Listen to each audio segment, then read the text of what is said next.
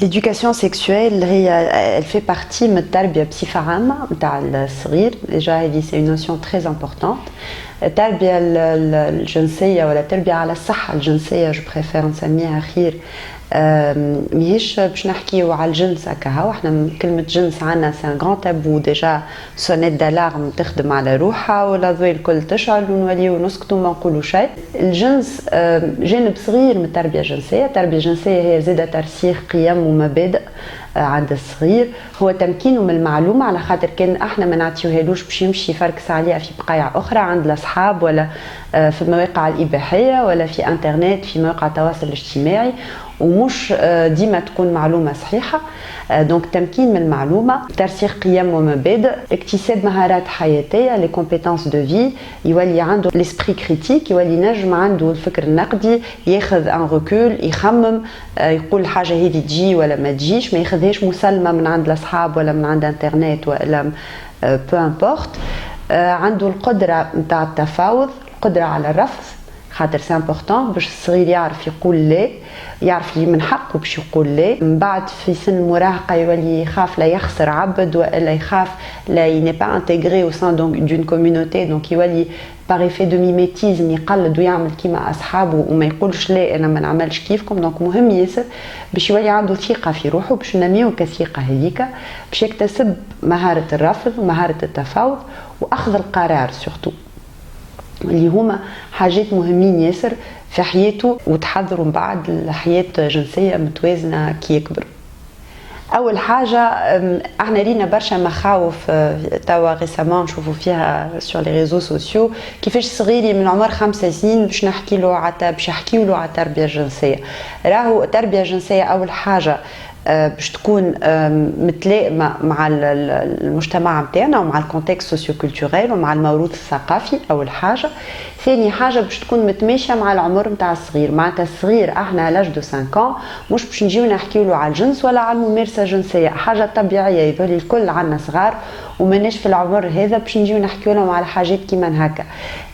التربيه على الصحه الجنسيه في العمر هذا باش تكون مركزه على الحمايه، باش يفهم اللي بدنه راهو عنده حرمه جسديه، راهو مش العباد الكل تنجم تمسوا من اماكن حساسه، يلزمو يفهم شنو الاماكن الحساسه هذه، يلزمو يعرف اللي راهو اذا كان تمس منها يديزيني ان ادولت دو كونفيونس اللي يمشي يحكي له ويقول له، يلزمو يتعلم كيفاش يدافع على روحه ويقول لا زاده للمتحرش. هذه هي التربيه الجنسيه في عمر ال5 سنين، مركزه على الحمايه، مش كان على الحمايه مركزه على الحمايه، ومعها زاده كما قلت لك فما ترسيخ مجموعة من القيم والمبادئ وحسن المعاملة من الصغر، باش يتعلم كيفاش يكون التواصل نتاعو سليم، معناتها ما فيهش اون اغريسيفيتي، مبني على الاحترام، نحترم العباد الاخرين مازال نحترم روحي.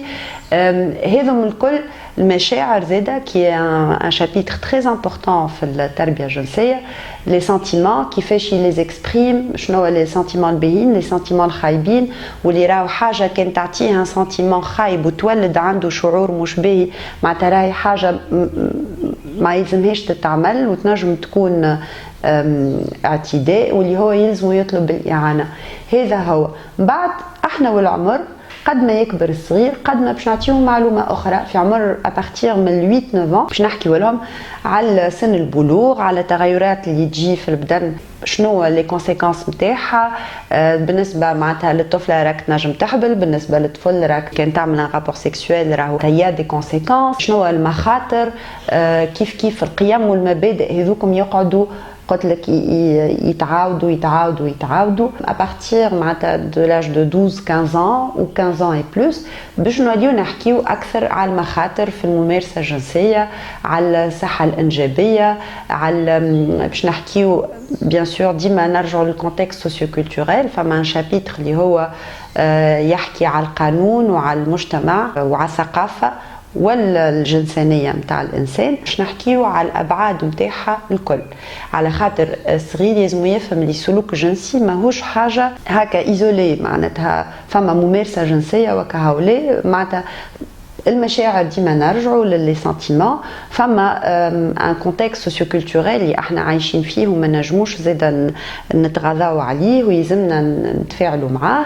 يلزمو يفهم اللي هو راهو باش يكون مسؤول، اي تصرف يعمله يلزم يكون مسؤول. يلزمو يفهم اللي هو يلزمو يحترم الحدود في التعامل مع الاخر وما يتخطاهاش، ما يتعداش على غيره.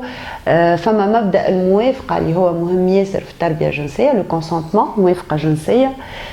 خاطر المفهوم تاع الكونسونتمون في برشا خلط عند الصغار، معناتها ما همش فاهمين. ما يتخيل اذا كان هي طلعت معاه في الكرهبه معناتها هكا تو تي بيرمي، اذا كان قعدوا مع بعضهم في بقعه هكايا منزويه شويه دونك معناتها عطات الكونسونتمون نتاعها. البنات زاده ساعات يتخيلوا رواحهم اذا كان يخلص عليهم عشاء ولا يجيب لهم ان كادو هكا دو فالور ولا حاجه، elles se sont obligées باش تعطيه حاجه اخرى اون كونتربارتي. هذا الكل راجع لبرشا حاجات، راهو ليفولوسيون سوسيتال نتاعنا للتكنولوجي مودرن والاكسي الانترنت معناتها من غير رقابه وكل برشا حاجات يصير فيهم خلط، ومهم ياسر باش احنا نرجعوا الامور في نصابها.